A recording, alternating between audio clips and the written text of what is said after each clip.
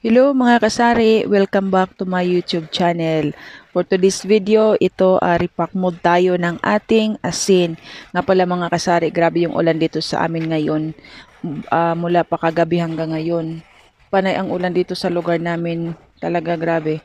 So anyway mga kasari, so ito yung ating gagawin sa araw na ito dahil wala ganong maraming tao. At saka ano na kasi medyo tanghali na ng konti. So ito yung mga nagsipasukan na yung mga estudyante sa paaralan.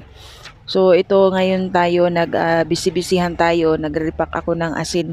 Bumili ako kasi ng isang sakong asin. Sinubukan ko kasi dito sa akin maraming mangingisda at panay yung bili ng asin kaya nagtry akong bumili ng isang sako. So nagtanong ako doon sa cashier kung ilang kilo ba yung isang sako. Sabi niya 32 kilos. Nung natapos ko nga itong repakin mga kasari, umabot siya ng 35. Kasi kapag kilo-kilo lang yung bilhin ko, konti lang yung tubo natin. So whereas kung isang sako, yun nga may sobra pang na tatlong kilo. So doon pa lang kumita ka na. So ang bintahan ko nito mga kasari sa isang kilong asin, 14 kilo. Kasi dito sa amin, maraming mangingisda. So, nagsubok lang ako. Pero siguro sa susunod, bibili ako ng kasi alam na ng mga tao na meron akong asin.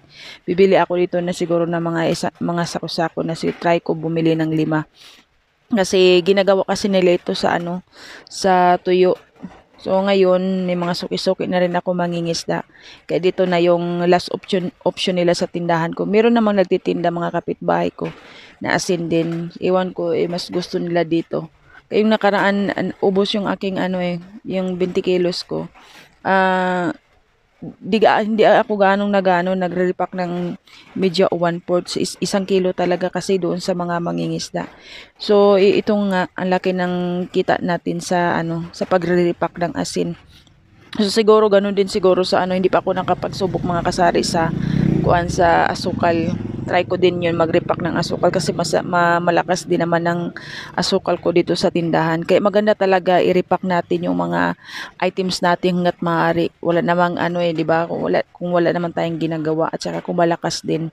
Kasi kung yung hinahanap ng tao, medyo malakas sa tindahan mo, doon tayo makafocus. Kaya ito pa lang mga kasari, makasurvive na talaga yung tindahan natin, yung sari natin sa pagre-repack. Kasi maganda siya at saka sobra din yung pinasubrahan din nila ng ng kilo. So doon pa lang sa sobrang kilo, bawi ka na sa tubo mo. Kumbaga may tubo ka na. Ang isang sakong asin, umabot siya ng 216. So ang bintahan ko naman nito is ang per kilo is 14. So 14 times 32, so 448. I-minus natin siya sa isang sako na presyo. So ang tubo natin is 232 mga kasari. So 'di ba ang ganda ng ang ganda ng tubo. Asin pa lang 'yan. So how much more sa iba natin mga items mga kasari. So plano ko din mga kasari bumili rin ng isang sakong asukal kasi maganda din yung pagre-repack natin ng asukal. Kasi talagang matyaga lang talaga tayo at sipag lang kasi doon sa pagre-repack ang laki na ng tubuan natin. Tiyaga-tiyaga lang at sipag-sipag ng konti, push through pa. Kasi kung hindi natin ito gagawin, sayang din, no, 'di ba? Tapos marami pang maghahanap. So yung iba, imbis na sa'yo bibili, wala ka nang maibigay. So doon na sila pupunta sa ibang tindahan. So ngayon, kapag madami kang tinda, yung tao hindi naalis doon sa tindahan mo. Kumbaga doon na nila lahat bilhin. Malapit na kasing darating yung mga mangingisda mga kasari kaya damihan din natin ng pagbili ng mga asin. Kasi alam ko na once in a month sila dumadating. Kaya lalo na pagka ngayon medyo ulan-ulan at saka lalo pagka may balita na bagyo, doon magdatingan na yan yung mga malalaking bangka at ang dami nilang mga dalang mga tuyo.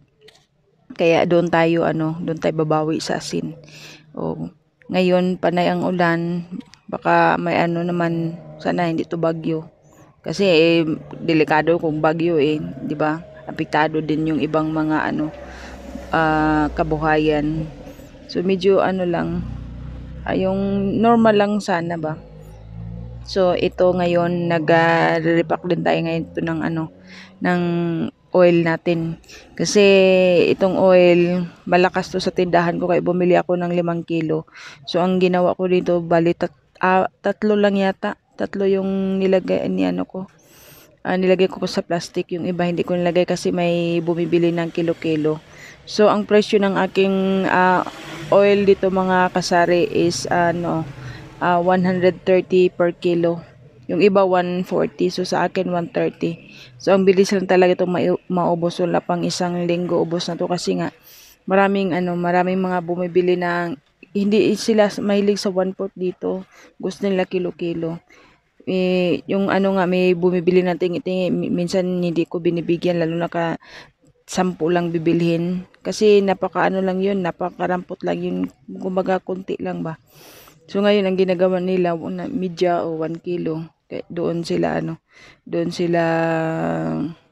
kasi saka malayo din ba kasi yung lalakarin nila, yung ginagawa doon na sila sa maramihan ng pagbili. Kaya dito tayo, yung iba dyan hindi ko na nilagay sa plastic, nandoon nakatago para diretso na yung pagbibigay ko kung may maghanap ng 1 kilo. So ayan, wala tayong ginagawa. Tingin-tingin tayo sa ating mga tinda-tinda mga kasari.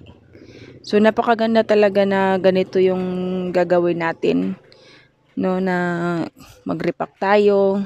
At saka nga pala sa din, yung iba ginagawa nila na gumagawa rin sila ng 1/4 media. Nilagay nila sa isang box. Sa akin hindi kung kailan bibili yung yung customer, doon pa lang ako mag-kilo. Doon ko pa lang magtakal-takal. Kasi minsan nasisira siya. Lalo na pagka yung plastic kasi minsan may sira. Kaya na ako minsan nung gumawa ako ng mga 10 yun, nasayang. Ay hindi naman siya nasayang kasi nasa plastic naman din. Kumbaga doble yung trabaho ko. So yun, ang ginagawa ko, nilagay ko na lang siya kung sino yung gusto bibili. Ay doon pa lang ako mag-repack, magtakal. Hindi na ako gumagawa ng yung isabit para makita ng customer ko. Alam naman ng customer ko na meron talaga akong oil. So, I hope nag-enjoy kayo mga kasari sa aking video sa araw na ito. Sa mga hindi pa po nag-subscribe, please subscribe and support my channel. Thank you. God bless you all. And bye-bye. Have a blessed day.